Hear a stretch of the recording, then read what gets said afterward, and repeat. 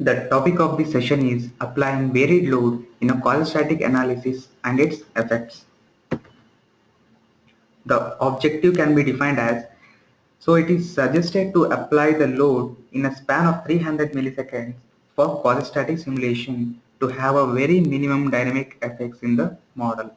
To demonstrate this, in this video, I will be applying same amount of load in a span of 5 milliseconds, 50 milliseconds and 150 milliseconds.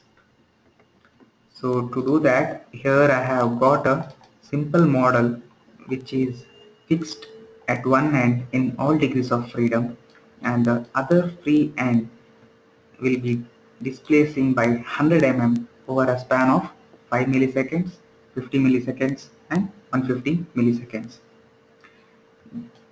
These three trials have been carried out and I have got the results of that. So I will be discussing about the results. First, we will see the animation files. So the basic thumb rule for a polystatic analysis is the impactor should always be in contact with the structure. So when the load is applied in a span of say 5 milliseconds, as we can see here, the structure is flying away from the impactor. So this should not happen. Again, when the load is applied in a span of 50 milliseconds, the impactor is little more in contact with the structure.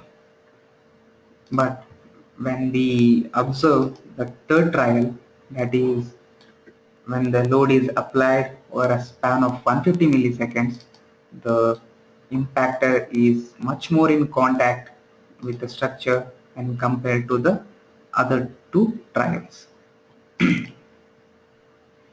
Okay, we'll see the energy curves.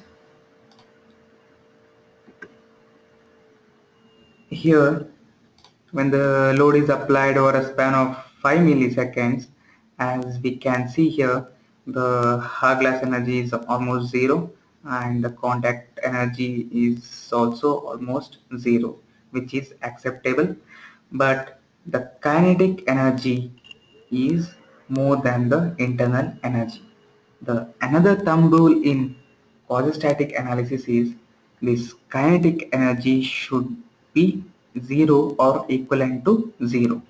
So we cannot accept this kinetic energy in a quasi-static analysis. And also the internal energy should be linearly ramping. This is almost okay, but we can't accept this kinetic energy.